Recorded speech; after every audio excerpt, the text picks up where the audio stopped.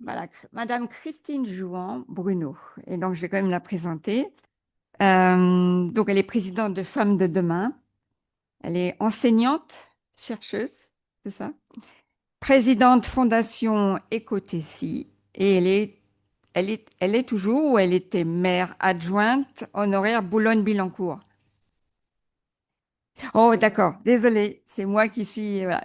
Elle est voilà, maire adjoint honoraire Boulogne-Billancourt. Donc, c'est à toi.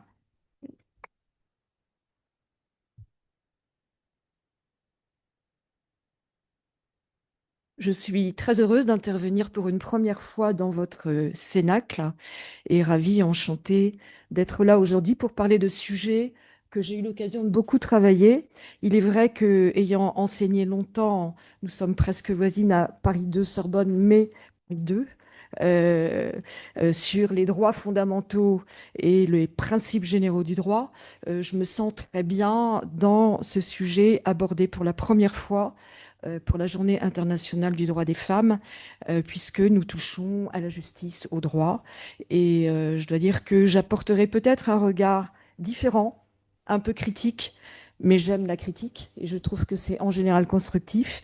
Par ailleurs, j'ai dit très peu de choses sur mon CV parce que c'était pas utile. Par contre, j'ai oublié quand même de dire que j'ai été partenaire d'X grandes ONG mondiales et je suis partenaire aujourd'hui du REFA, le réseau entrepreneurial des femmes africaines, qui est présent dans 20 pays d'Afrique et nous travaillons beaucoup ensemble. Et depuis tout ce qui avait été pour moi une présence à l'UNESCO, la chance d'être élu président de la consultation sur la culture de paix à l'UNESCO en l'an 1999, juste avant l'an 2000.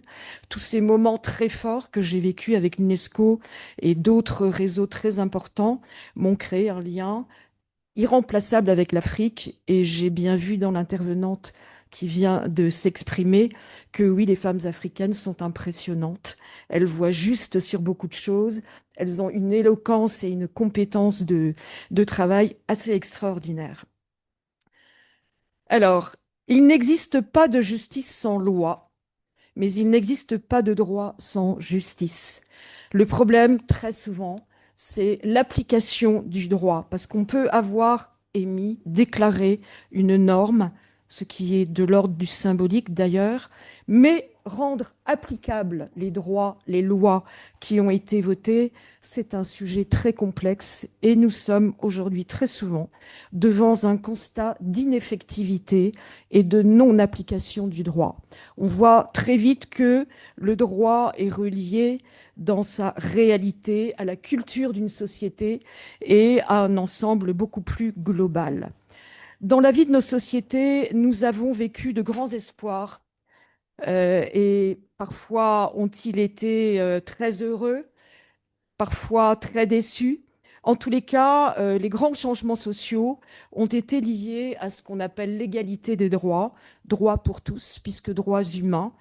Nous avons commencé ici par la Déclaration des droits de l'homme en 1789, qui ciblait un idéal de bien-être social assez communément partagé par beaucoup. Et pourtant, 5 ans après, Olympe de Gouges, qui veut mettre en œuvre en 1793 la Déclaration du droit des femmes, se fait guillotiner par son grand ami Robespierre parce qu'elle avait osé parler des femmes et vouloir émettre un droit sur les femmes. Ce sont des petits clins d'œil, mais ce sont des symboles assez forts qui en disent long.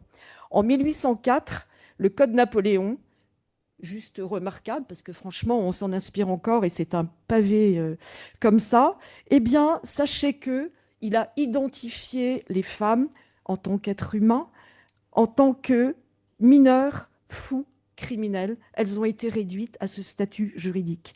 Et nous en avons porté très longtemps les stigmates parce que exister juridiquement en tant que femme, c'était juste impossible puisque nous n'avions aucune reconnaissance par rapport aux hommes. Cependant, la Déclaration des droits de l'homme existait et la volonté d'émettre ou de communiquer sur le droit est égal pour tous était bien là. Les femmes se déguisent en hommes pour devenir médecins, pour devenir professeurs, pour être chercheurs, etc., etc.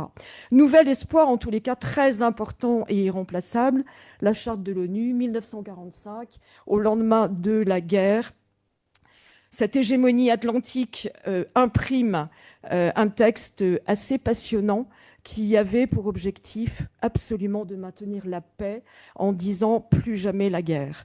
Nous étions cependant dans une approche assez concentrée entre hommes et femmes d'Occident, beaucoup d'hommes sur la charte de l'ONU, mais il s'avère que cette production d'un texte majeur a pourtant été conçue d'une manière très étatique. On était sur une définition de la paix qui se soumet à l'État. La paix, toujours vécue dans un rapport de force et arrivant seulement comme un compromis, un contrat, un traité pour stabiliser des situations géopolitiques complexes. Au bilan des courses, eh bien, la femme dans ces histoires n'avait pas beaucoup de place et on restait dans des compréhensions complètement étatiques et géopolitiques. L'évolution de l'écriture du droit des femmes a été très intéressante progressivement, puisque le monde change, le monde avance, et un ensemble de conventions, d'abord touchant à ce qui était la lutte contre les discriminations, puis progressivement osant parler des femmes davantage dans les années 60-70, ont permis d'avoir une approche qu'on appelle genrée aujourd'hui, qui s'est propagée dans un ensemble de pays, les pays membres de l'ONU, pour être définie et parfois juridiquement installée dans les pays qui s'en inspiraient. C'est excessivement important parce que, et nous avons la chance en France d'être un pays exemplaire sur le sujet, d'avoir réussi enfin à faire, par exemple, reconnaître le droit des femmes en 1944, c'était juste avant 1945, mais merci Général de Gaulle de nous avoir permis de pouvoir voter. Sachez que, et j'ai voulu remonter à ces moments parce que c'est assez symptomatique, c'est pas si vieux, le droit pour les femmes de pouvoir travailler sans l'autorisation de leur mari, d'ouvrir un compte en banque, date des années 60-70.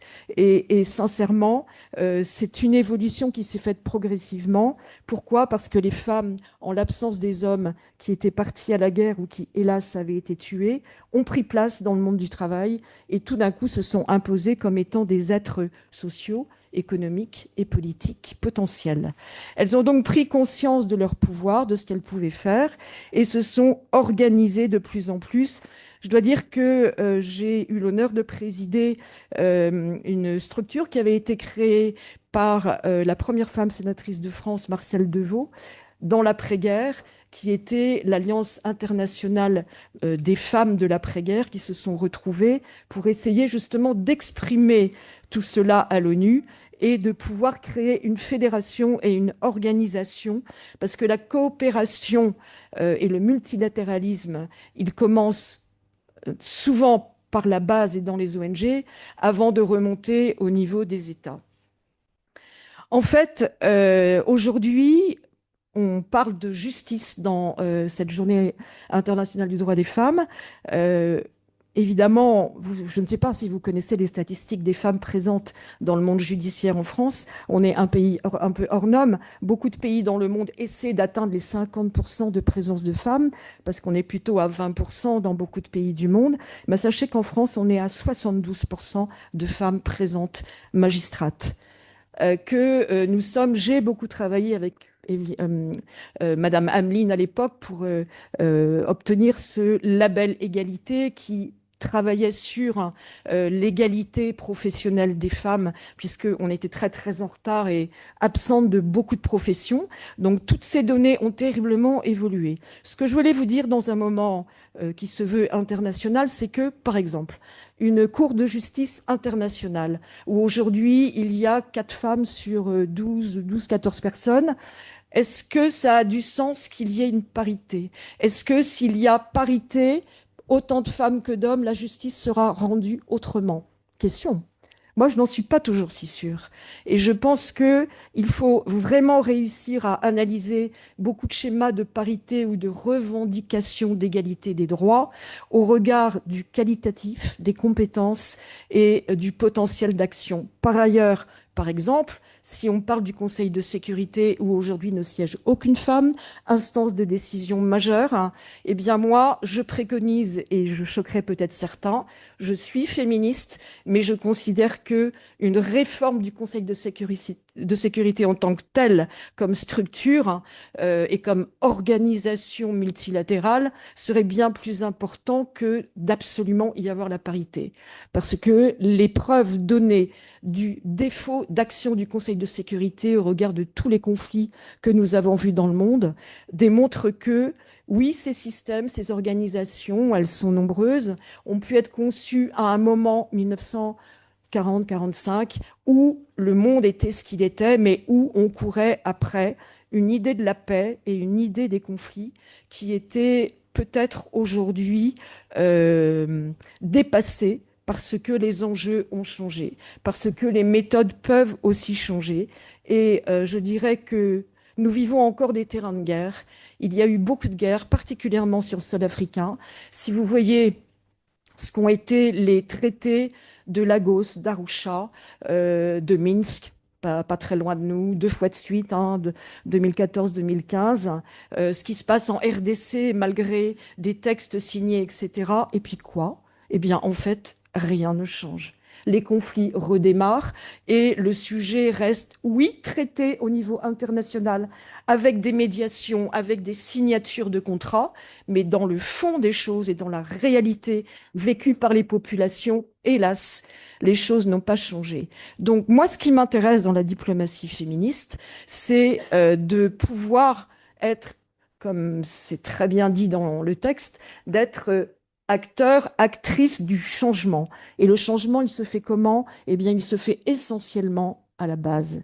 Il se fait, oui, tout en haut parfois, avec des textes définis, des conventions internationales, des grandes opérations multilatérales, mais c'est surtout que le changement se construit au terrain local, comme l'a très bien dit l'interlocutrice avant moi depuis la Guinée. Le terrain local et la capacité d'action, et justement génial, les femmes y sont très présentes, est un sujet juste incontournable et essentiel. Et aujourd'hui, nous savons que jamais la paix ne sera atteinte quelque part si les fondamentaux, la vie socio-politique, économique, environnementale n'a pas été dans un changement et une évolution. Alors là, c'est un grand espoir pour le coup, parce que les femmes, il se trouve que naturellement, et il y a beaucoup d'études là-dessus qui le démontrent, dans tous les pays du monde, sur les sujets du développement durable, sur les sujets environnementaux, sur tout ce qui concerne la vie sociale, humaine, maternelle, infantile, elles sont très très présentes et elles veulent être présentes. Du coup, il suffit d'actionner ces leviers de formation, d'éducation de base pour réussir à créer déjà un socle qui permet ensuite de pouvoir bouger, réagir et construire. La paix ne se décrète pas, elle se construit. Les réalités de la vie ne s'imposent pas aux gens. Il faut qu'ils aient envie et entrent dans un schéma où, certes, il faut être accompagné. Moi, je dois dire que j'ai choisi pour beaucoup de me retirer de certains terrains de représentation officielle pour être davantage dans l'action et au terrain, justement. Et je pilote en ce moment un projet avec cette fondation Ecotésie qui vaut pour toute l'Afrique, qui est soutenue par la Direction générale des sciences de l'UNESCO, parce que aujourd'hui, le spectre des réflexions doit vraiment s'ouvrir. On ne peut pas rester juste sur une idée. Ne pas avoir la guerre, c'est avoir signé un contrat. On doit être sur l'idée que on prépare très en amont et de manière préventive les capacités pour les populations de ne pas entrer dans la guerre. Et ça, c'est un travail de longue haleine. Il faut être sur le temps long. Il faut quitter les stratégies qui ont amené à construire de manière très étatique ce qu'était l'idée de la paix pour aller vers l'idée de la paix qu'ont toujours développé dans les philosophies ancestrales, autant en Afrique chez les Peuls que dans les pays d'Asie, cette idée d'un bien-être qui fait que l'esprit est tranquille, est heureux et qu'il y a une communauté de vie qui a été créée. La recherche de la paix dans beaucoup de civilisations était très très différente de ce que l'Occident a produit dans les années 45 et on n'en sort pas parce qu'on reste dans ces schémas qui sont beaucoup trop fermés, beaucoup trop superstructure et apparence de mots. Mais je reviens à ce que je disais en introduction, si les mots ne se traduisent pas dans une réalité, eh bien, ça sert à quoi? Ça sert à dire que on a signé un contrat, on peut se revendiquer d'être dans tel et tel domaine très compétent, en parler, donner des conférences. Pendant ce temps-là, vous avez une partie de la population qui vit dans l'extrême pauvreté, de nouveaux enjeux spécifiques qu'il faut aborder et qu'heureusement, euh, je cherche son nom, Kofi Annan avait en l'an 2000 magnifiquement préempté en développant la stratégie des objectifs du millénaire et de l'ensemble des principes prioritaires qui peuvent seulement conduire à une réalité vécue. Donc là, on est complètement dans le développement durable et dans ce qui doit être défini comme les priorités à transmettre, à éduquer aux populations, à commencer par évidemment les plus jeunes, particulièrement l'axe des jeunes filles qui ont souvent été sous-scolarisées. Heureusement, les tendances ont beaucoup évolué. Le travail de l'UNESCO sur le sujet est d'ailleurs exemplaire. Et dans beaucoup de pays, grâce au PNUD, grâce à de grandes agences, on a pu vraiment faire monter les taux de scolarisation. Ce qui est certain, c'est que où que l'on soit, on peut être, ok, partie prenante de grandes philosophies, adhérant à telle et telle conviction. Mais si vous n'avez pas à la tête de vos États un gouvernement qui prend les choses en main, qui veut agir et impulser, sincèrement, je pense qu'on est échec et mat dans beaucoup de matières. Ce qui revient à dire, et d'ailleurs une grande étude canadienne démontre que tant qu'on n'aura pas éduqué les femmes à prendre le pouvoir politique local, à être présentes au terrain, c'est vous savez, dans toutes les villes du monde, hein, dans tous les petits villages, si vous aviez une des femmes un peu leader qui décide d'agir, la telle notre amie de tout à l'heure, et qui mettent en œuvre des projets qui marchent en plus. Moi, je l'ai expérimenté dans beaucoup d'endroits. Les femmes sont capables de piloter dès qu'elles ont un peu de formation, qu'elles déploient leurs compétences. Vous savez de combien on augmente les résultats potentiels des micro-entreprises quand il y a une formation, ne serait-ce que de 6-8 mois, 30% d'augmentation de la production. Comme vous savez, bon, on est quand même dans une situation aujourd'hui de problème d'insécurité alimentaire dans le monde entier. L'Afrique, qui sera le continent de demain, où il y aura la majorité de la population, importe 80% de son alimentation. Si aujourd'hui, avec la stratégie femmes mise en place, telle qu'elle l'a démontré, dans la production agricole, agraire, maraîchère, est vraiment mise en place, eh bien, non seulement l'Afrique devient autosuffisante, mais en plus, les femmes, et elles le vivent quand ça se fait, et c'est juste passionnant, deviennent bénéficiaires, créent de l'argent, sont créatrices de richesses.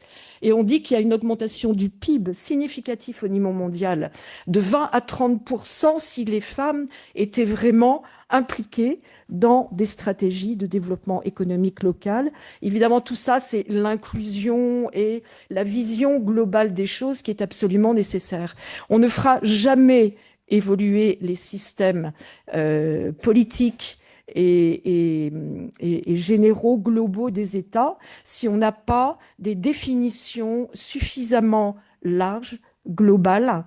Et je rajouterais une ligne qui est devenue aujourd'hui incontournable, que moi je défends et mon projet est sur ce sujet justement, c'est aujourd'hui à côté de l'insécurité climatique qui crée plus de morts que les guerres à ce stade.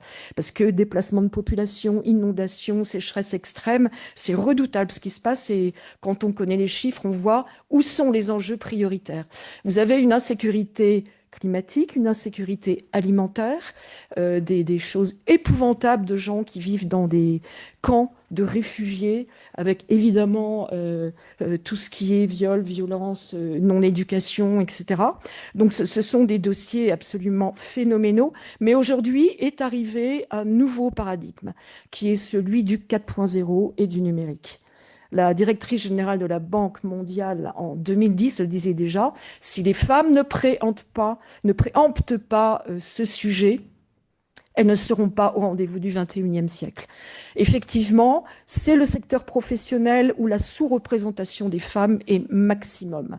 C'est vrai dans le monde des sciences et des mathématiques, mais c'est encore plus fort dans le monde du numérique. Et donc là, vous avez un levier extraordinaire parce qu'il faut que des jeunes filles, que des femmes se forment. Et dès qu'on met en place des formations, ça se passe super bien.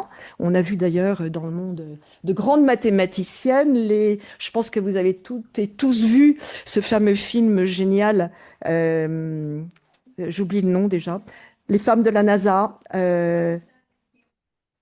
Les femmes de l'ombre, les femmes de l'ombre. Voilà, voilà l'esprit féminin. Je ne sais pas pourquoi, par a priori, on a considéré qu'elle ne pouvait pas être bonne en maths. Et études aussi très spécifiques sur le sujet. Ce sont des stéréotypes activés même par les professeurs depuis fort longtemps, par les familles, par le milieu. En réalité, il faut amener vraiment les jeunes femmes et les femmes dans le monde scientifique et le monde numérique pour qu'on profite de leurs compétences et de leur innovation. C'est là qu'elles sont le moins nombreuses. Donc, si on augmente la marge, on aura peut-être des découvertes exceptionnelles.